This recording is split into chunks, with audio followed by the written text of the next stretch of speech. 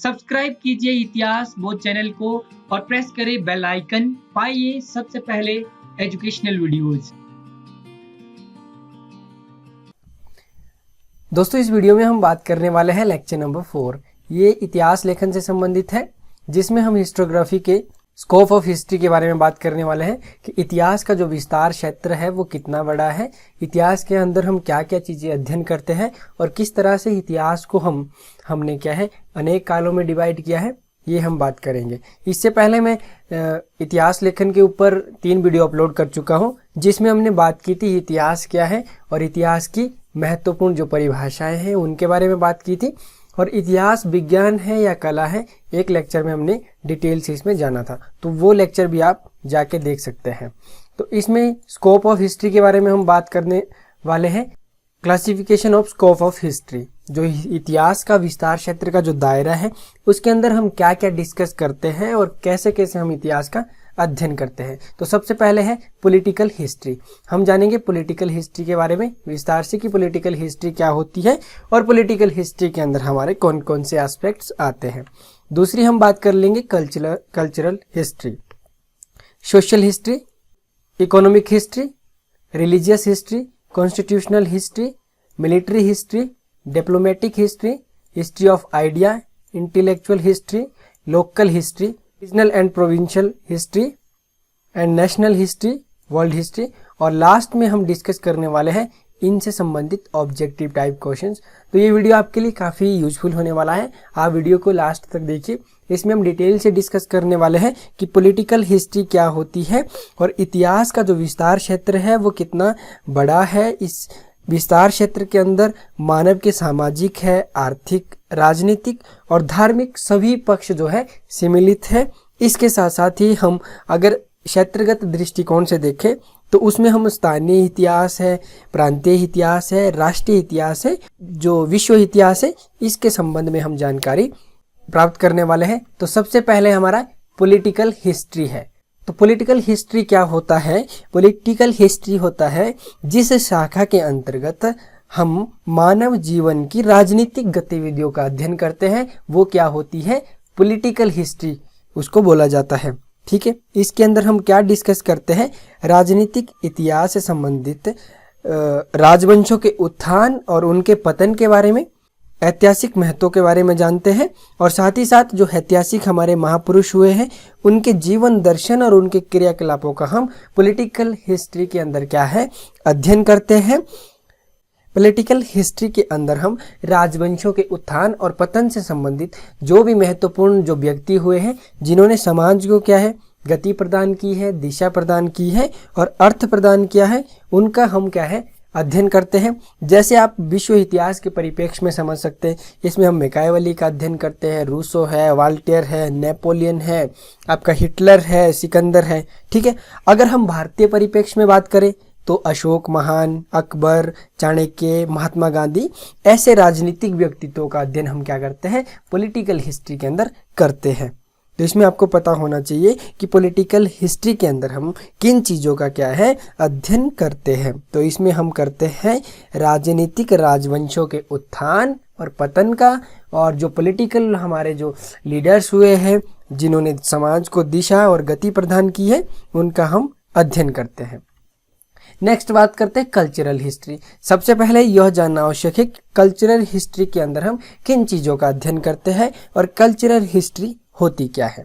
तो इसमें क्या होता है कि आपका धर्म हो गया, अर्थ हो गया, समाज हो गया, इसके संयोग से हमारी क्या बनती है संस्कृति बनती है, और संस्कृति के अंतर्गत हम क्या करते हैं धार्मिक सामाजिक रीति रिवाज, हमारे संस्कार है, हमारी शिक्षा है, हमारा साहित्य है, चाहे वास्तुकला है और संगीत है, इसका अध्ययन हम क्या करते हैं कल्चरल हिस्ट्री के अंतर्गत हम इसका अध्ययन करते हैं।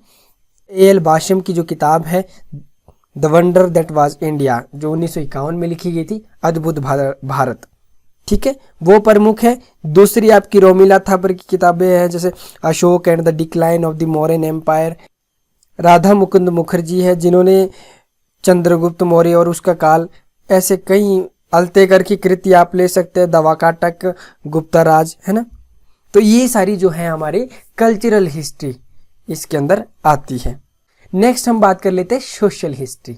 सोशल हिस्ट्री जो है, जिसका काफ़ी इम्पोर्टेंस आजकल के दौर में बढ़ चुका है कि सोशल हिस्ट्री का जो है इम्पोर्टेंस बहुत अधिक है।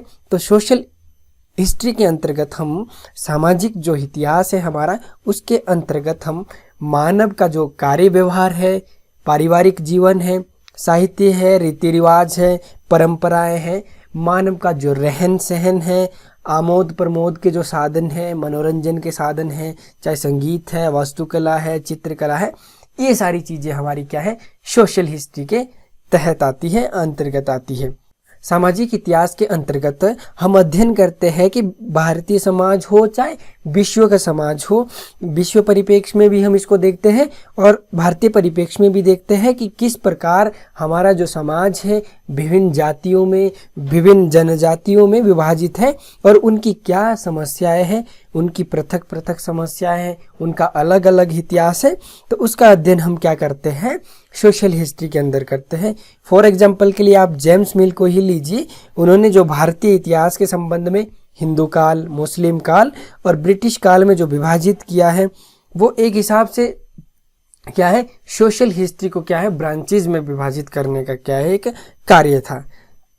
तो इसके बाद हम बात कर लेते हैं इकोनॉमिक हिस्ट्री, जो हमारा आर्थिक इतिहास है उसके बारे में बात कर लेते हैं।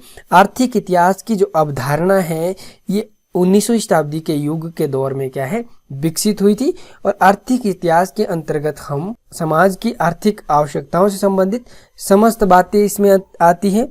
अगर हम बात करें आर्थिक इतिहास की, तो सबसे पहले मार्क्सवादियों ने आर्थिक इतिहास लेखन पर क्या है, जोर दिया था। आर्थिक इतिहास से संबंधित कुछ हमारी किताबें हैं, जैसे एडम स्मिथ की द वेल्थ ऑफ नेशन है, रजनी पामदत्त की इंडिया टुडे है, आरसी दत्त की कृति है एक economic history of India in the Victorian age 1903 के अंदर लिखी गई थी।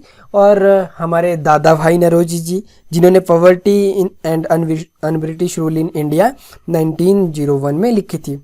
आप नरेंडे की कृति देख सकते हैं, essay on the Indian economics. Bipin Chandra की the rise and growth of the economic nationalism in India. और आधुनिक भारत की एक बहुत ही इकोनॉमिक हिस्ट्री पर लिखी गई बहुत ही अच्छी किताब है सब्यसाची भट्टाचार्य की। उन्होंने लिखा है आधुनिक भारत का आर्थिक इतिहास।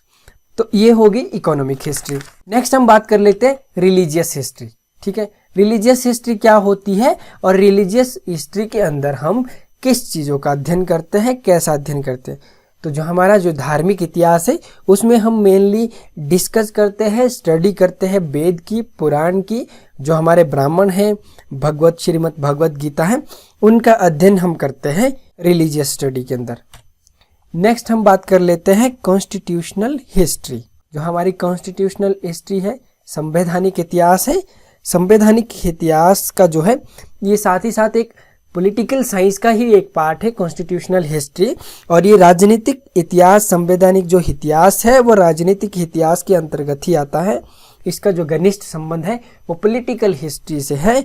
कॉन्स्टिट्यूशनल हिस्ट्री में हम प्राचीन काल में अगर बात करें तो मनुस्मृति है, विज्ञानेश्वर की मिताक्षरा है, याज्ञवल्क्य की स्मृति, जितनी भी हमारी स्मृतियाँ हैं, नारद स्मृति, पराशर स्मृति, बृहस्पति स्मृति, और स्मृतियों के जो टीकाकार है जैसे मनुस्मृति के मेघातिथि है, कुल्लक भट्ट है, गोविंद राज है, उन सब का अध्ययन हम क्या करते हैं, कॉन्स्टिट्यूशनल हिस्ट्री के अध्ययन करते हैं। नेक्स्ट हम बात करते हैं मिलिट्री हिस्ट्री की। ठीक है, जो हमारा सैनिक इतिहास है, सैनिक इतिहास के अंदर हम क्या बात करते हैं, सैनिक इतिहास भी एक हिसाब से राजनीतिक इतिहास से जुड़ा हुआ है। और भारत और विश्व के परिप्रेक्ष्य में हम इसमें क्या करते हैं, साम्राज्यों के उत्थान के पीछे क्या सैनिक कारण रहे, जो भी विश्व में साम्राज्य हुए और हमारे भारत में साम्राज्य हुए, उनके उत्थान और पतन में किस प्रकार सैनिक कारण उत्तरदायी थे, वो हम मिलिट्री हिस्ट्री के अंदर स्टडी करते हैं। और सैन्य इतिहास के अंतर्गत हम क्या करते हैं कि सेनाओं का जो हमारा रचना है, ठीक है, उनको आप किस हिसाब से उनका सिस्टम बना हुआ है, उनका किस तरीके का फ्रेमवर्क है, वो हम बात करते हैं। उसमें हमारी वायुसेना आ जाती है, थल सेना, जल सेना, अस्त्र शस्त्र निर्माण की जो विधियां हैं उनके बारे में भी हम मिलिट्री हिस्ट्री के तहत पढ़ते हैं। आप पानीपत की पहली लड़ाई लीजिए जो 1526 में हुई थी, जिसमें बाबर ने क्या है, तुलगमा युद्ध नीति को अपनाया गया था। और जो तुलगमा युद्ध नीति थी वो बाबर ने किससे सीखी थी, उज्बेकों से। अब ये तुलगमा युद्ध नीति क्या थी? ये थी कि एक प्रकार का ये सेना का भाग होता था जिसको क्या है दाहिने और बाइने किनारे क्या है खड़ा किया जाता था, लेफ्ट और राइट में, और जो चक्कर काट कर जो शत्रु के पीछे से क्या है एक जबरदस्त हमला करती थी। ये एक ऐसी प्रणाली थी। तो ये एक सिस्टम था, एक युद्ध करने का एक सिस्टम था। इसका अध्ययन हम किस में करते हैं? मिलिट्री हिस्ट्री में। नेक्स्ट हम बात कर लेते हैं डिप्लोमेटिक हिस्ट्री। जो हमारी डिप्लोमेटिक हिस्ट्री है ये भी पॉलिटिकल साइंस का ही एक पार्ट है और पॉलिटिकल हिस्ट्री जो है हमारी उसके तहत ही आता है। इसमें हम बात करते हैं कि जो हमारे जो विश्व के देशों के साथ हमारे संबंध है, फॉरेन पॉलिसी, मेनली हम इसमें बात करते हैं फॉरेन पॉलिसी की। जो हमारी फॉरेन पॉलिसी है, फॉरेन पॉलिसी किस हिसाब से चलती है आप ले सकते हैं। प्राचीन परिप्रेक्ष्य में अगर हम देखें तो अर्थशास्त्र है जिसमें क्या है हमारे राज्य के 7 सिद्धांत बताए गए, और विश्व या यूरोप के परिप्रेक्ष्य में आप देखें तो मैकियावेली का द प्रिंस है जिसमें डिप्लोमेटिक बात की गई है। आप अर्थशास्त्र में देखेंगे तो उसमें भी क्या है जो सप्तांग जो हमारी थ्योरी है वो क्या है एक हिसाब से डिप्लोमेटिक हिस्ट्री है, डिप्लोमेसी है वो एक हिसाब से। आप बर्नी की कृति देखिए जिसमें राज्यत्व का सिद्धांत दिया गया है बलवन का। तो ये सारी जो हमारी कृतियां हैं इनमें हमें क्या है डिप्लोमेटिक हिस्ट्री देखने को मिलती है और जिसका अध्ययन एक डिप्लोमेटिक ब्रांच के तहत किया जाता है। अगला है हमारा हिस्ट्री ऑफ आइडिया। ये आप कलिंगवुड का जो एक बुक है उसके ऊपर ही बेस्ड है हिस्ट्री ऑफ आइडिया की। जो इतिहास है वो विचारों का इतिहास होता है और उन्होंने एक बुक लिखी the idea of history, RJ Collingwood. उनका कहना है कि इंसान के जो दिमाग में है सबसे पहले विचार का उद्भव होता है और उसके बाद वो क्या है कार्य करता है। तो सबसे पहले क्या है महत्व किसको दिया है? विचारों को महत्व दिया है। तो ये हो गया हमारा विचारों का इतिहास। नेक्स्ट हम बात कर लेते हैं इंटेलेक्चुअल हिस्ट्री। जो हमारी इंटेलेक्चुअल हिस्ट्री है जिसमें हम बौद्धिक इतिहास का अध्ययन करते हैं। इसके अंदर हम क्या करते हैं कि इतिहास मनुष्य को विवेकपूर्ण क्या है बनाता है। इंटेलेक्चुअल हिस्ट्री के अंदर हम बात करते हैं मानव के बौद्धिक परिप्रेक्ष्य के बारे में बात करते हैं और इसके जो प्रतिपादक हुए हैं वो है कार्ल लैम्प्रे। जो है सबसे पहले बौद्धिक इतिहास का कंसेप्ट इन्होंने दिया था और जो प्रथम बार है हार्वे रॉबिन्सन ने वैज्ञानिक प्रविधि से भौतिक इतिहास का क्या है सर्जन किया था। तो ये हो गई हमारी इंटेलेक्चुअल हिस्ट्री। नेक्स्ट हम बात करने वाले हैं लोकल हिस्ट्री। जो हमारी स्थानीय हिस्ट्री है, स्थानीय इतिहास है, उसका क्या तात्पर्य है। तो लोकल हिस्ट्री क्या होती है? लोकल हिस्ट्री होती है जहां पर आप और हम सब लोग रहते हैं, उस स्थान की हमें क्या है विशेष जानकारी होनी चाहिए और स्थानीय इतिहास के महत्व को हमें क्या है रेखांकित करना चाहिए। तो स्थानीय इतिहास से हमारा अभिप्राय हमारे कस्बे से है, गांव से है, नगर से है या किसी विशिष्ट स्थान से है जहां पे क्या है ऐतिहासिक स्मारक हो सकती है, कोई ऐतिहासिक वस्तु हो सकती है। तो वो सब क्या आएगा स्थानीय इतिहास के अंदर। तो स्थानीय इतिहास को किस तरह से हम क्या है राष्ट्रीय इतिहास के साथ जोड़ सकते हैं ये देखना बहुत महत्वपूर्ण है, बहुत जरूरी है कि जो हमारा स्थानीय इतिहास है वो किस तरह देश को दिशा और गति प्रदान कर सकता है। अगला जो हमारा है वो है रीजनल एंड प्रोविंशियल हिस्ट्री। ठीक है, इसके अंदर हम बात करते हैं प्रांतीय इतिहास की। प्रांतीय इतिहास में किस प्रकार की संस्कृति रही है, किस प्रकार के वहाँ के रीति रिवाज हैं, वहाँ की अर्थव्यवस्था कैसी है, धर्म कैसा है, लोगों का रहन सहन कैसा है। इन सब चीज़ों को हम क्या करते हैं क्षेत्रीय इतिहास के अंदर क्षेत्र विशेष से संबंधित अध्ययन करते हैं। जैसे आप दक्षिण भारत में ले सकते हैं, चोल साम्राज्य है, हमारा चालुक्य है, पल्लव है, राष्ट्रकूट है। तो ये सारे क्या है रीजनल हिस्ट्रीज है। ये रीजनल हिस्ट्रीज है, इनका अध्ययन हम करते हैं, इनको हम राष्ट्रीय परिप्रेक्ष्य में जोड़कर देखते हैं। क्षेत्रीय इतिहास पे अगर हम विशेष बात करें बुक्स की तो कर्नल टांड की किताब है। कर्नल टांड ने किताब लिखी है annals and antiquity of Rajasthan, ये क्षेत्रीय इतिहास पर लिखा गया। फिर आपका OH ओझा की किताब है राजपूतों का इतिहास, इन्होंने लिखा है।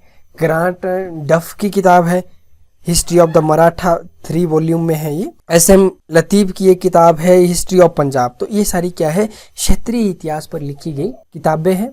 नेक्स्ट है हमारा नेशनल हिस्ट्री।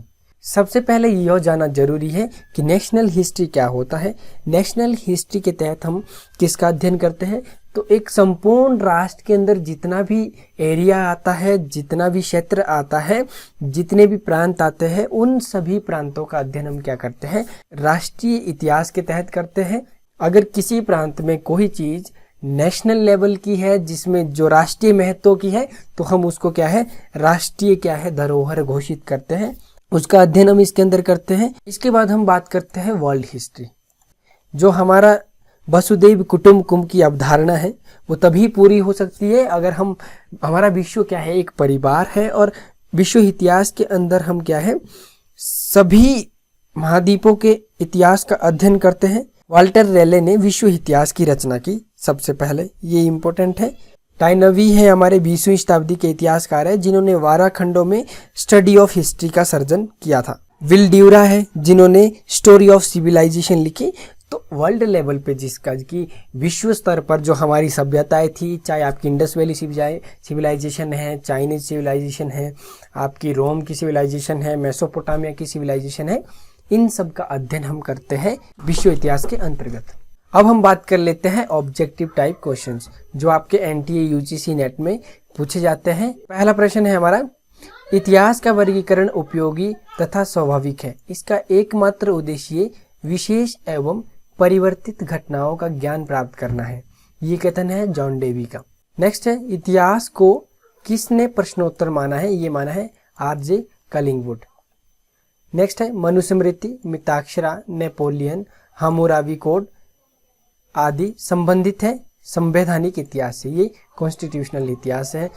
इतिहास की आर्थिक व्याख्या का श्रेय किसे जाता है? कार्ल मार्क्स को। इतिहास के अंदर जो आर्थिक अवधारणा है ये कार्ल मार्क्स ने विकसित की थी। अगला है, आर्थिक इतिहास की तात्पर्य मानवीय आजीविका के साधनों से है। यह कथन है एस.बी. ग्रास का। इतिहास का निर्माण सामाजिक, यहाँ पे मिसप्रिंट हो गया है, सामाजिक अणुतत्वों से होता है। ये कथन है टाइनवी का, जो 20वीं शताब्दी के इतिहासकार हैं। इतिहास के अध्ययन से बौद्धिक लाभ होता है और आर्थिक लाभ में बुद्धि का एक साधन है। ये बोला है राहुल संकृत्यान ने। अगला है, इतिहास विस्तृत रूप से प्रत्येक घटना है जो पहले घटित हुई। ये कथन है जॉनसन का। किसी क्षेत्र की ऐतिहासिक दक्षता इतिहास का शत्रु है। ये बोला है रेनियर ने। किसने बोला है? रेनियर ने।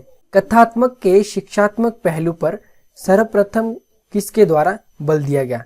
ये दिया गया था थ्यूसिडाइस, जो हेरोडोटस के बाद के इतिहासकार हुए हैं।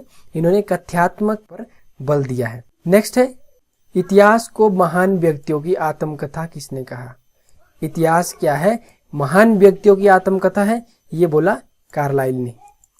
नेक्स्ट है, क्षेत्रीय एवं राष्ट्रीय इतिहास का विश्व इतिहास के परिप्रेक्ष्य में अध्ययन किस इतिहासकार के तहत किया जाता है? ये किया जाता है समन्वित इतिहास।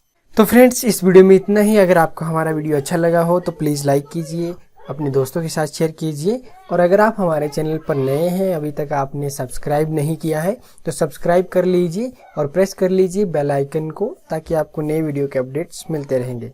तो फिलहाल इस वीडियो में इतना। तब तक के लिए नमस्कार, जय हिंद।